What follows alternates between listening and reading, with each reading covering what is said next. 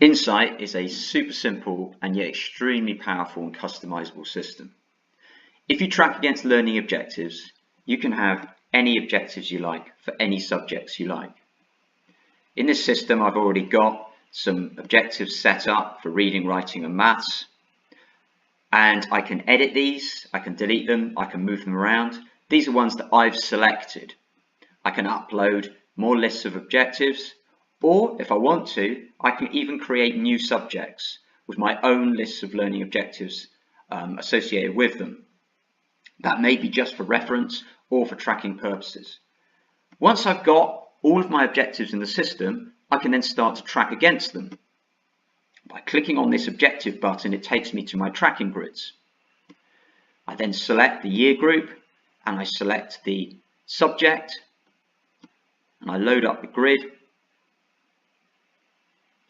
Here are the names of my children in year 5, and here are the objectives for year 5 in reading.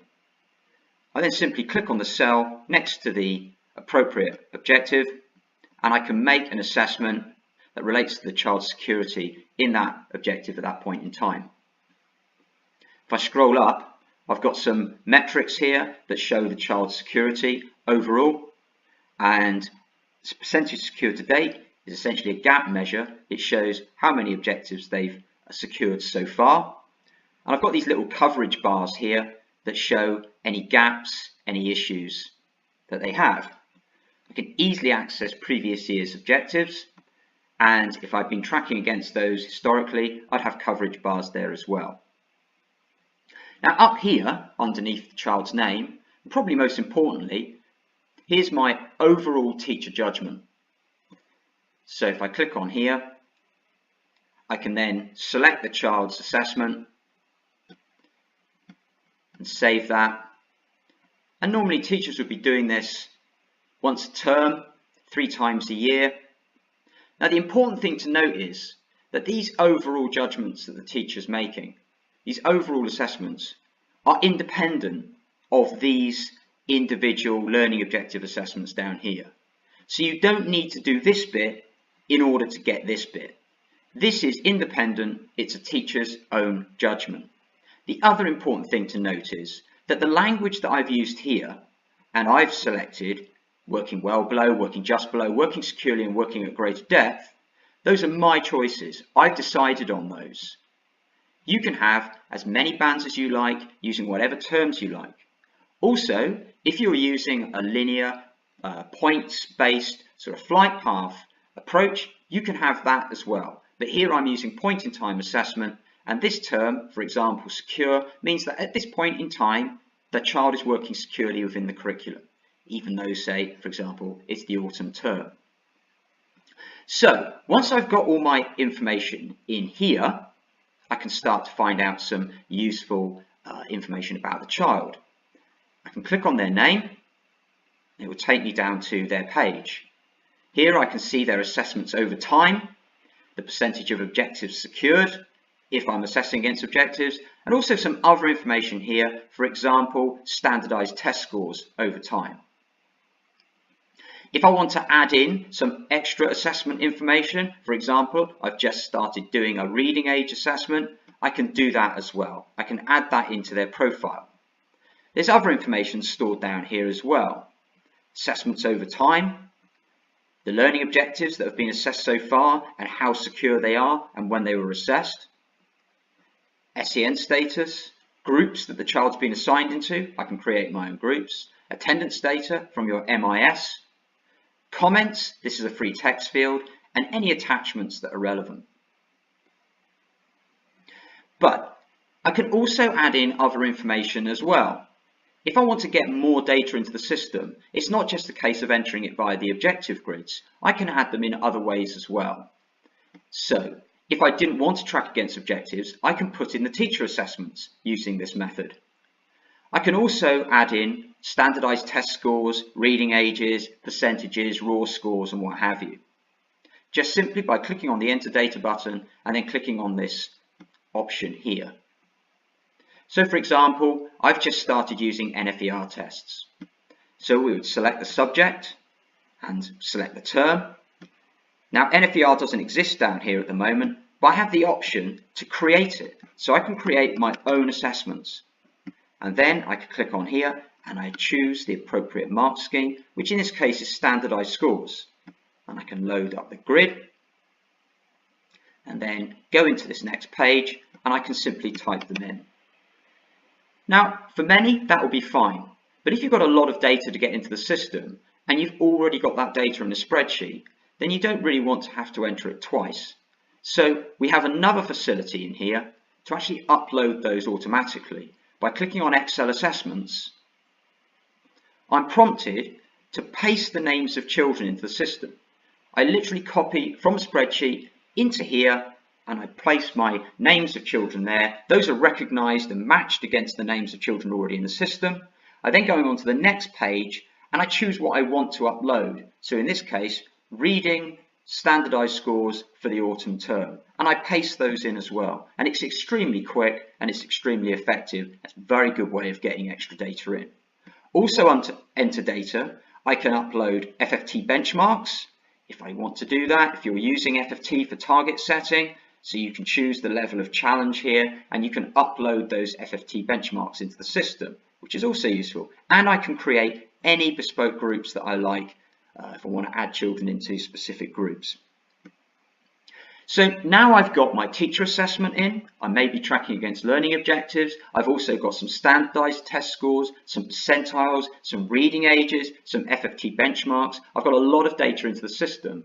Obviously, what I now want to do is get some of that information out. So that's where we click on this cohorts option, and this is where we find our key reports. Now, we don't have lots and lots of options, and that's a good thing. We just have what we need. I'm just going to show you a few options here now. The attainment overview is a really good place to start. So we click on attainment overview, and we get a really simple visual portrayal of attainment at this point in time. So I've chosen year 5, but obviously I can change that to other year groups. I've got the autumn term, and this is main assessment. This is my overall teacher judgment I showed you earlier. And these bars just simply show the proportions of children at this point in time who are working well below, working just below, working at and working above where I expect them to be. I can click on these and I see the names of those children. So that's really, really quick way to access that information. Down here I've got Venn diagrams, and these show the children that are working within in 3 subjects combined or 2 subjects combined or in none. And I click on that and again I can see the names of those children. Really easy to interpret, a really, really quick way to get information on children. I can do some clever things like select more than one year group and then group by year group down here. And now I can start to compare year groups, and I've got Venn diagrams down here as well. And I can download that and I can print that out. And that can be really, really useful information for governors meetings. So just get rid of that grouping. Now, another really useful report that we have is the progress matrix. Progress matrices are really, really powerful tools. We often talk about how we're going to measure progress, but I think the important thing is how we monitor progress. And that's what I want to show you here now. So let's choose a year group. Let's choose year 5. And now let's choose a subject. And let's go back in time and choose a start point. And we'll choose the summer term back in year 2, the SAT result. So that's their Key Stage 1 result. And then let's choose their current assessment. Now let's just filter this, because I know that grid's going to be quite big. So we'll filter this and try and get it onto one screen. And there we go. Right, so we've got start points and we've got their current teacher assessment. So I'm not quantifying the distance traveled. I'm not measuring their progress. I'm simply monitoring it. And this is really useful. From start points, where are they now? And do I have any concerns? And yeah, I have concerns about this child who was expected back at Key Stage 1, who's working just below, and a child who's greater depth back at Key Stage 1, who's working just below. So it's really informative. It really informs those discussions about pupil progress. Really useful for pupil progress meetings. We can also use them to compare two different subjects if we wanted to. We can change the start point. I might want to just compare a much shorter period of time. So I might want to go from teacher assessment last year to teacher assessment now, which I can do. I might want to go forwards in time. So I would choose a current teacher assessment. So let's go for autumn term this year. And let's go forward for when these children are in year 6. And I'm now going to compare them to an FFT estimate. So I'm now comparing where they are now to where FFT are estimating they should be. Again, really useful. I can also use, if I want to, standardized tests. So let's go back to this year and compare their current teacher assessment to a current standardized test score. Here's my current teacher assessment, and here are my standardized test scores. And what I'm hoping I don't see are children assessed as secure who've got low test scores, and these children do have these low test scores. These thresholds between these assessment bands, between these standardized test score bands, I've decided on those thresholds. You can set them yourself as appropriate for your school or from guidance from your test provider. So that's matrices, those are the attainment overviews, and another really useful report is the key group summary report. So if I just choose a year group, and I can choose a term, and I can choose a subject, let's choose maths, and choose an assessment. I'm going to base this on a test score, and I get a table that shows for each key group average standardized test scores, the change in standardized test score over time, and based on the threshold I've decided, the percentage of children that are at or above expectation in that particular subject.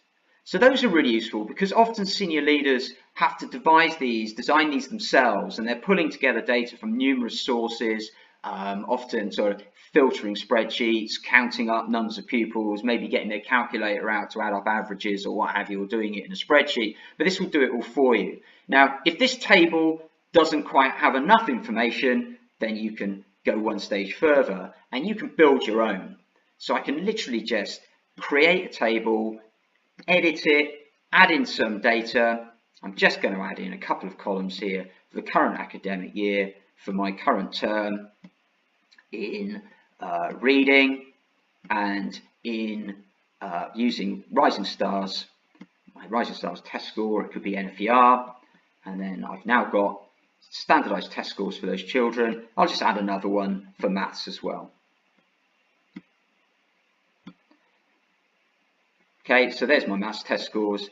Finish that. Now, this is obviously pupil level data. I can add in Key Stage 1 results if I want to. I can add in all sorts of information, characteristics information, but that's enough for now. And if I click on this button, it now gets rid of the pupil names. Now, that's not particularly useful, but what I can do is group children by key group.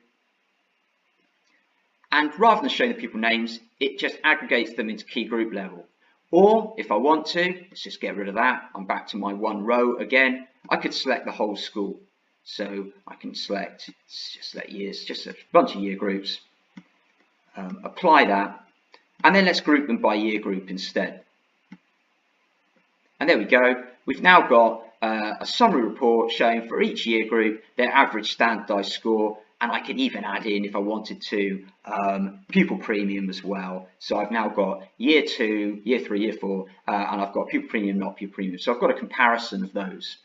So I can literally add in as many columns as I like, save that, and then next time I run it, it just updates, so you never have to build those tables again. So that's a quick overview of the reporting options, a quick overview of the assessments that you can get into the system, pretty much any data you like, in any format you like, the way that you store teacher assessment, any format you like. It's really easy, it's really powerful, it's really simple. So basically, any data, any format, any approach, you are the boss.